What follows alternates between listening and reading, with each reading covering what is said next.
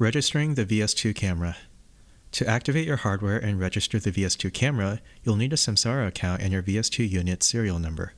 If you don't yet have a Samsara Cloud account, you'll first need to create one, and the sign-up process will allow you to register your VS2 unit as well. Begin by visiting cloud.samsara.com, clicking on the sign-up link, and selecting your country. The following screen allows you to activate your hardware using your VS2 unit serial number. You can find your serial number in a few different places: your shipping confirmation email, on the VS2's packaging box, or on the back of the VS2 controller. Continue with the on-screen prompts to finish setting up your account.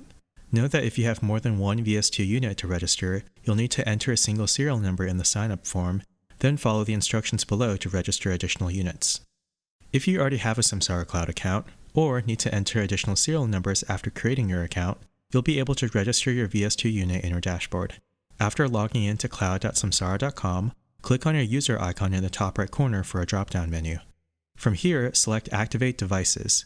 Enter your serial number into the box and click to activate Samsara hardware to complete the registration.